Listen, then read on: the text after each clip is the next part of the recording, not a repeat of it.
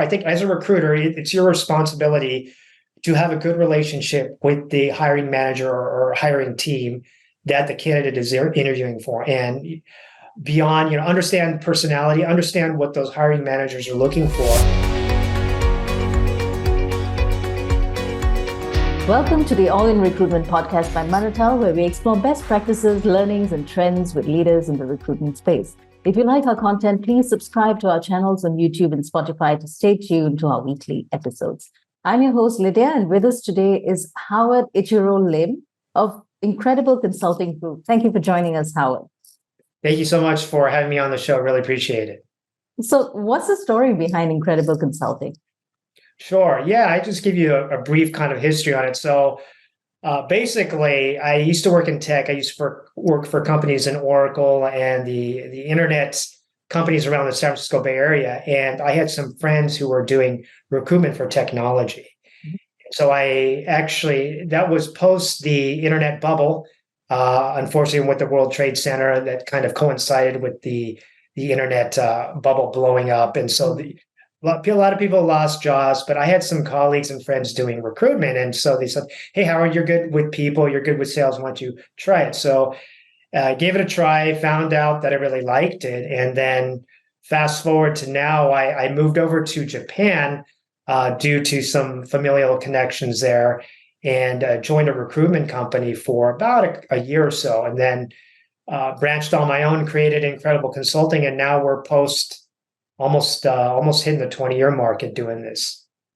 So what areas do you specialize in, Incredible? Sure. And so the main focus is on placing Japanese bilingual tech and manufacturing professionals in Japan with primarily US-based companies. So you go to TechCrunch or all these companies that are listed there, or around the Silicon Valley or anywhere in the US, they most likely will have operations in Japan and Asia and what have you. And so what we're doing is fulfilling the need for bilingual talent. So generally speaking, they have to be fluent in Japanese and fluent in English, and also have the qualifications for the position or job that the company is seeking for. So what led you to specialize in recruitment for Japan and also the greater part of Asia? What nuances and maybe cultural factors have you found to be most important in this region? Right. And so, coming from my own family background, actually, I was born in Japan, moved to the US when I was 5, and then always wanted to come back to the country and kind of work in some capacity with Japan. And so I saw a need to kind of bridge the cultural differences between both the countries, and also to assist US companies in finding the right talent. Because beyond what's on the resume and the language skill set, there's a whole other area in which you need to focus on in order for companies to really identify the right talent to bring onto their companies and have them have a successful career, at the same time increasing the profitability of these companies in Japan. So what are some challenges that you might have faced moving from San Francisco and to Japan, particularly in Tokyo where you are, right? And what are some of the challenges or barriers that you may face in terms of finding the right kind of candidate for tech companies based in the US? Sure. Yeah. Very good question. Thanks for asking. I think first there's the understanding of the culture. Let me use an example of a senior VP of sales. He or she is looking for, perhaps a sales director or VP sales in all these different countries, right? And so they have the initial requirements of them obviously being able to speak English, but then they have to have certain kind of sales acumen, certain record that they have. In addition to that, there's sometimes kind of a cultural, I would say, a misunderstanding between a lot of the US-based companies and the different regions in which they're doing business. And so sometimes there's a tendency for the US-based senior executives to kind of not impose, but kind of assume that the way that they're doing business in the US is the model that they would use in their different countries. And that certainly has been the case in Japan, in which, there's been mishires, or people have passed up on a lot of good candidates because they didn't meet their criteria of, okay, well, he or she doesn't fit this kind of US paradigm or this US model of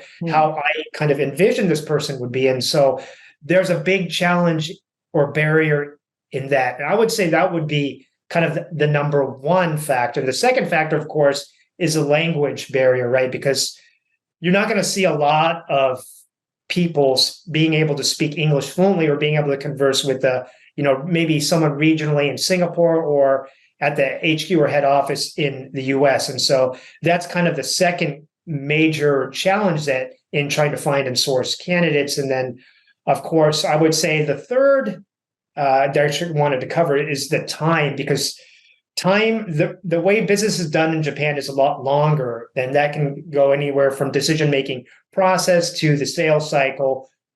It would double or triple the typical time it takes in the US. That's the time frame you're looking at in Japan. So I would say those are the three kind of main challenges where you face in terms of recruiting or finding candidates in Japan. And finding candidates in Japan itself is perhaps has its own unique challenges compared to San Francisco or any part of the US. So in terms of sourcing, in terms of locating these candidates, what might be some observations that you've made? Right. And so they have specific Japanese kind of, LinkedIn is kind of everyone knows what LinkedIn is about, right? I mean, it's the global business networking, social network in the world. And so, but in Japan, they have specific ones that are typically not in English. So it's only in Japanese. And so there's a couple of those sites. They have Zoom Info. I'm sure you're familiar with Zoom Info, right? And databases like that. They have those for the Japanese market that you can access and contact people. But generally speaking, it's more of a traditional meeting face-to-face, either at events or through personal networks. It's a grassroots effort. And so if you want to find the right candidate or the good candidates, it's a longer process, and it's still very much a person-to-person type of networking, find candidates type of market. So how do you approach these challenges? I mean, what are some strategies perhaps that you use to help your clients overcome these barriers and connect with the candidates in a much more engaging way? Right. And so, I definitely think that you have to be constantly 24/7. You have to be on the scan. You have to be going out, meeting people, and then adding them to your database. I think to an extent, I think having them in like an email newsletter that you don't spam the people with, but you keep them on like once a month or so, and just update the candidates regularly on any new changes in the market, what's going on in hiring, and also any new jobs. I think that's effective, because they've already given their consent to kind of be on your list. And at the same time, you're providing value to them in terms of disseminating information. Definitely keep in touch with your candidates and constantly source it, because I think sourcing is triple or quadruple times as hard in the Japan market than it is in other markets. So that being said, it's a lot more competitive, where if you find a good candidate, for example, let's say you had a senior sales VP at Microsoft, or someone applying to Microsoft, that same candidate will undoubtedly have 5 to 10 other companies that she or he is interviewing with, and out of those 5 to 10, they may be closing in on offers on 3 to 5. And so it is ultra competitive. It is so, compared to the US, it is so competitive to find and to locate. And so you need to always keep in touch with your candidates. Otherwise, you will lose. You will definitely lose them. But you've also set up your operations in Japan. And as you said, doing business can take some time, right? So, what goes into starting a recruitment agency in Japan? Sure. First, it's a very arduous and legal process. You have to apply to the Tokyo Labor Board, and then you have to get a lot of documentation that, one, you have to have a proof of your company bank account, proof of a formal office space that has to have X amount of square meters. You have to gather all this documentation, payments, and then you have to have the people from the Tokyo Labor Bureau come and visit your office. And so that whole process takes about 6 months roughly.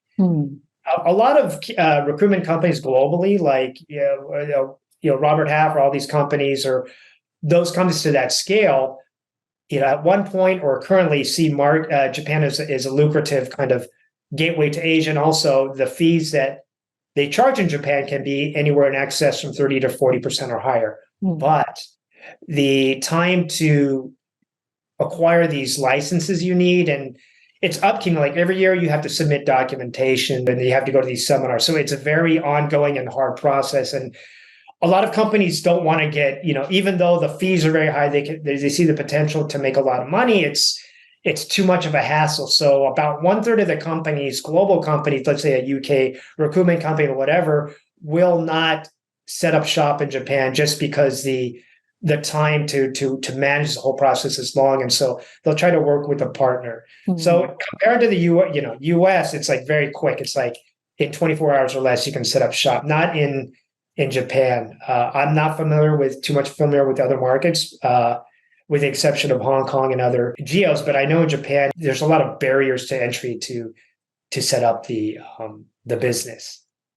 Now, in terms of the current job market or the trends that you see in Japan, are there any insights you'd like to share? I mean, how has the landscape evolved over the last few years, or even during the course of your operations in Tokyo? Yeah, so I work a lot in tech and or startups, or just because I have offices and I'm from Silicon Valley or San Francisco. About 100 companies that decide to come over here, I would say that 50% or more will close shop in Japan within the first year or so. Yeah.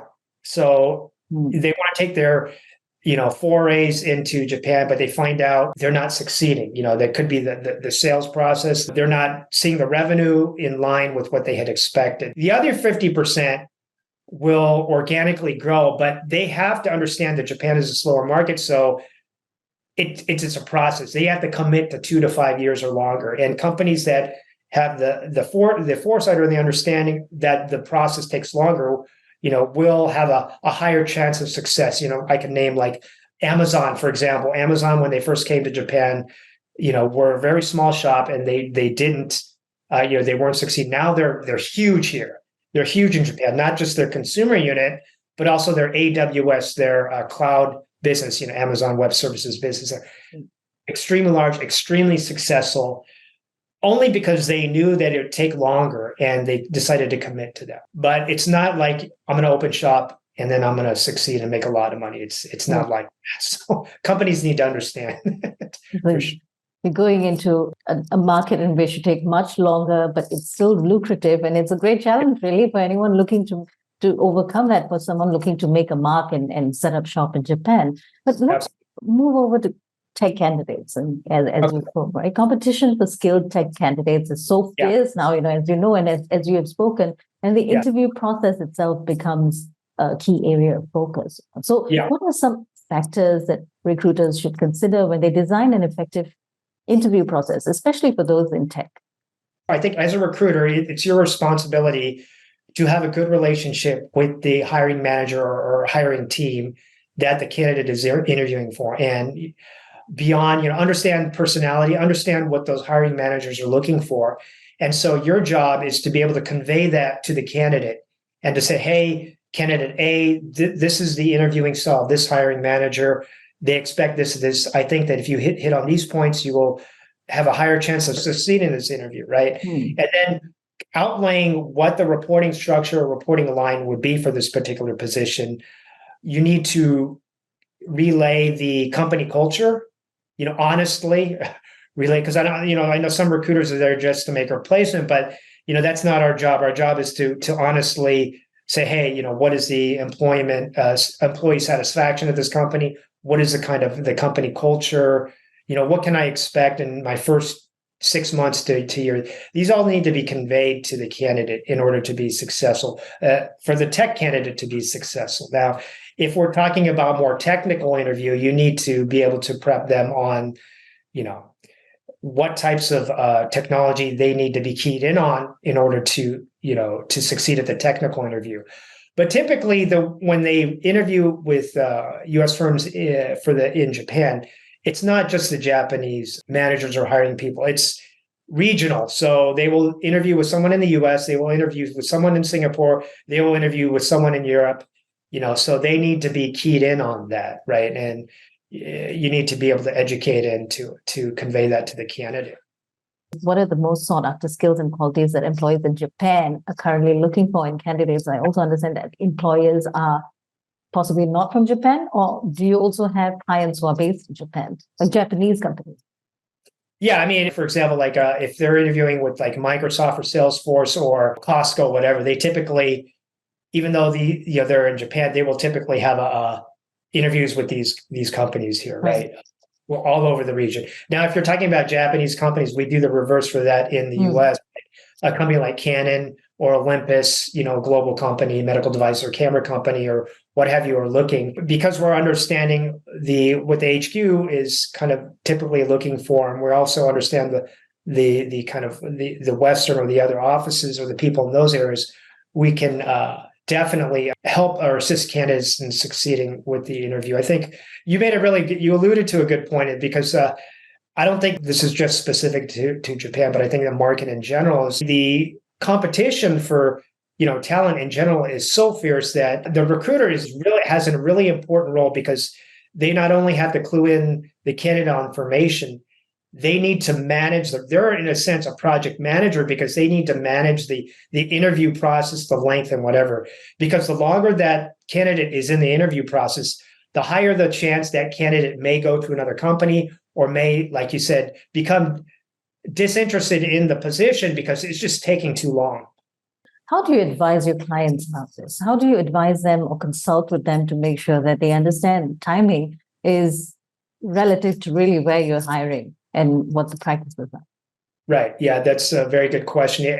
You have to get on the phone with them and tell them, this is the market. You're losing, the opportunity cost of you losing on this candidate is you missing another quarter of, several $1 million or what have you. And the more that you're losing these top level candidates and they're going to competitors, you're losing that potential revenue to your company or that potential technical talent to your company. Mm-hmm. And you need to convey that. You need to get on the phone and tell them, because if they're not realizing it, after several introductions or working with that client for, 3 to 6 months or longer, they're probably never going to get it.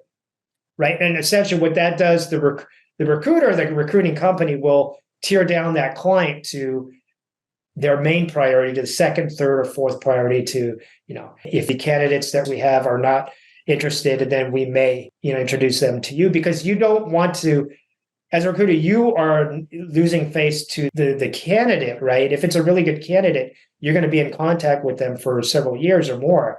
And if you're not able to successfully forward on the process to introduce them to an opportunity or to make sure the process is seamless, they're going to lose interest in you and your ability to do the recruitment. And then, what have you. So it definitely needs to be conveyed on a phone or face-to-face. You need to tell the hiring people directly what's going on with the length of the interview process. So coming back to business etiquette or the time it takes, and practices really in all these different countries, and Asia being a diverse market.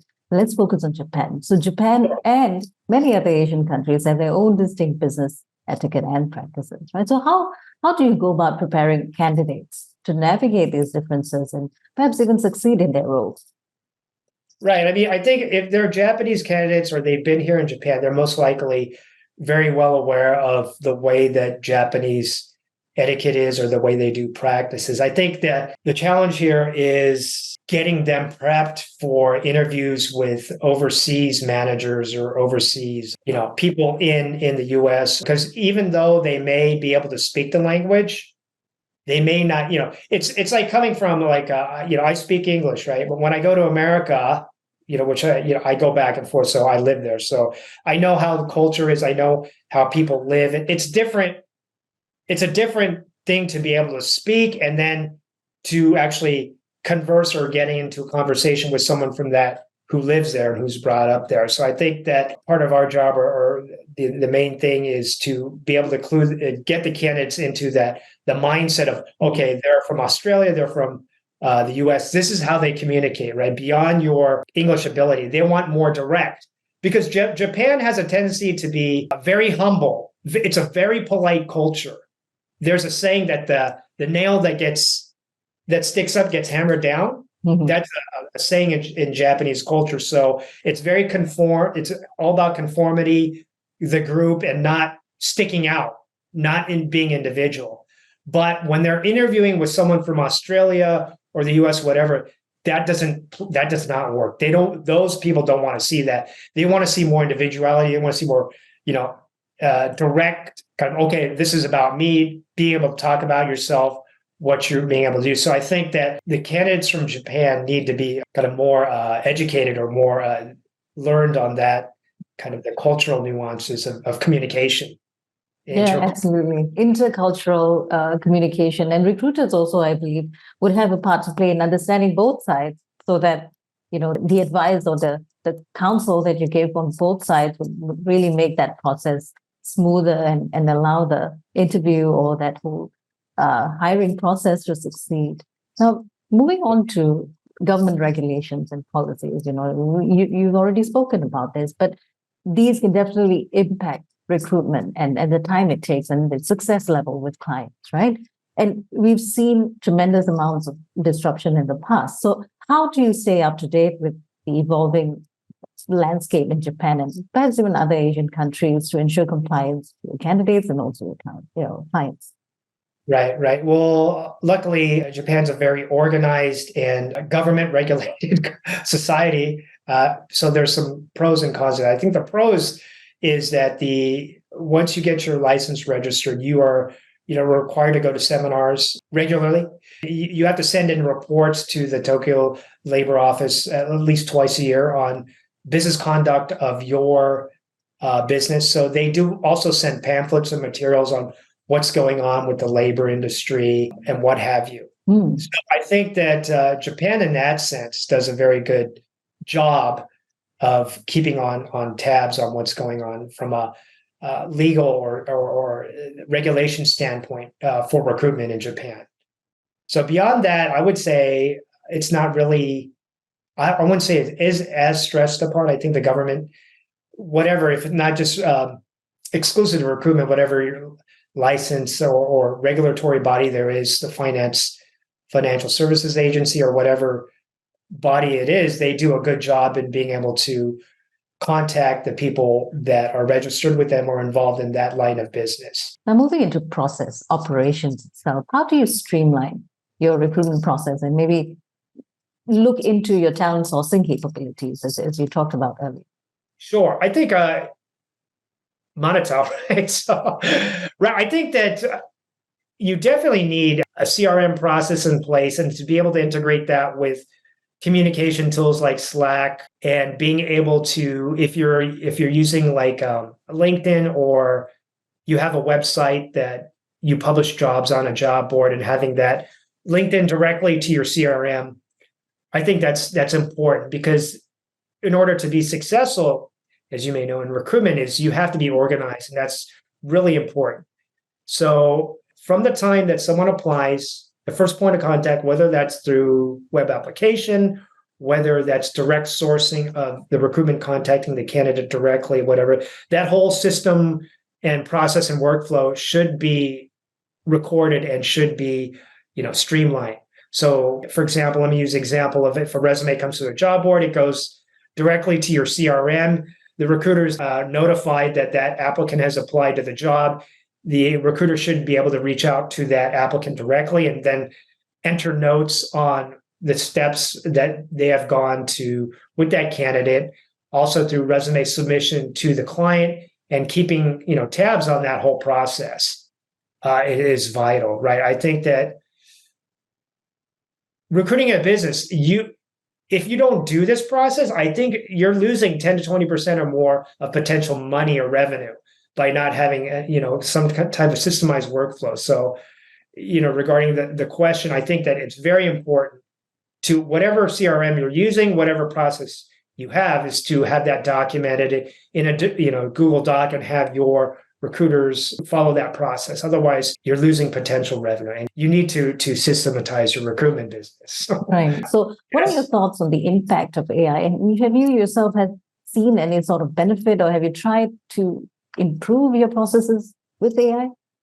Yeah, definitely. We use AI a lot. I think, first, the individual needs to understand what natural language processing, they need to understand what ChatGPT does as a tool. It's mainly from a written format, right? And they need to understand what prompt engineering is, right? So basically, I'm not here to educate your viewership on on how to use ChatGPT, but prompt engineering is basically entering prompts so that you can get the right output from ChatGPT. So in the recruitment cases, you want to, be able to, perhaps the way we use it in recruitment is we will actually enter someone's resume, for example, into ChatGPT and say, hey, ChatGPT, based on this resume that I just entered, what are some potential titles and potential positions that this candidate may be good for in the Japan region? And you'd be amazed. It will like spit out, 5 to 10 potential positions, and the accuracy and the kind of intelligence in which you're able as a recruiter to call and to maybe, use this in your recruitment activities is amazing. I think that the danger is completely relying on everything that the tool spits out to you as truth. I think that whether you're doing content marketing or recruiting, whatever, you need to reword it in your own words. And two is you need to do your due diligence and carefully go over the document or whatever the answer is and use your own words or go into further study, because I would say, about 50, 60% or slightly higher of what it spits back to you is usable stuff. But the other stuff is kind of, I wouldn't recommend using it. So it's a very effective tool. It cuts down on a lot of time and processes, but you can't just enter it and then just spit it out, right? You need to review it and to do your own due diligence and to review it and then take some of the good stuff that it's spit out to you or answered for you and then put it into your own processes. And that also means that the role of the recruiter or talent acquisition professional, for instance, would evolve and would probably be elevated in this instance. So what do you think a recruiter should have, or what sort of skills should they build for themselves, especially in this kind of environment or this kind of technological revolution as we're seeing? Yeah, they definitely need to look at a lot of blogs that are related to recruitment. They need to understand what prompt engineering is. Mm-hmm.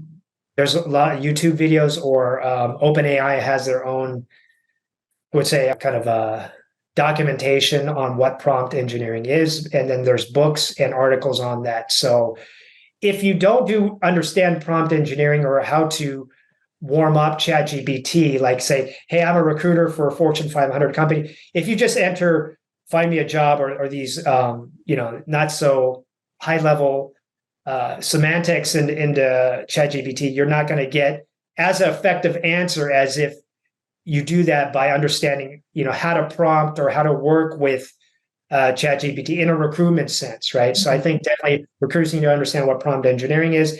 They need to constantly see what's out there in the recruiting world and how people are using the tools. So what advice would you give someone who's starting out in recruitment today, Howard? Yeah, they need to join an agency first because at least for 6 months to a year or longer, because they need to understand how recruitment works. And the only way you do that is by joining a big agency. And after that, you can choose to leave, which I did, or you can choose to stay. But essentially, you'll learn how recruitment works. You'll learn about sales. You'll learn about how to interact with candidates. You'll learn about business development processes, how to build a network of potential clients and to reach out to make business. And all the recruitment as a business or as a trade, you learn from working at a recruitment company. But after that, I think that you can, do it on your own if you're driven and that's what you want to do. Yeah, those are interesting insights and definitely useful to know that you get your base and you get your exposure as much as possible in a recruitment agency and then move on to maybe in-house or even your own and then be able to apply those skills, and sales being a particularly important key element here, because everything is pitching yes. to yourself to learn and then to pitch to your candidates and clients. So thank you very much, Howard, for your time and your insights. It's been a great pleasure having you, and it's really interesting to understand how business is run, how recruitment is run, particularly in Japan. So drop us your contact details, Howard, so the viewers may be able to connect with you and pick up a conversation later. Sure. They can contact me through my LinkedIn at Howard Ichi Lim, or I'm also on social networks like Instagram, TikTok, whatever. I'm just kind of started now blasting short form video and content. Cool. Really quickly is you have to do content media. I mean, social media nowadays, because whether if you're doing recruitment, real estate, whatever, if they don't know you, they don't know you, and you're not going to, in order to compete in this day and age, you have to do social marketing, just like this podcast. This podcast, and I'm looking forward to seeing your TikToks and your Instagram videos. I mean, that's where the visual element kicks in. It's not always what written, right? And that's the kind of generational crossover that we need to do in order to be seen, personal brand and everything. So yeah, It's great. Thanks so much, Howard. Thank you very much. Thank you. And we have been in conversation with Howard Ichiro Lim of Incredible Consulting Group. Thank you for joining us this week. Remember to subscribe to our channels to stay tuned for more insights from All in Recruitment.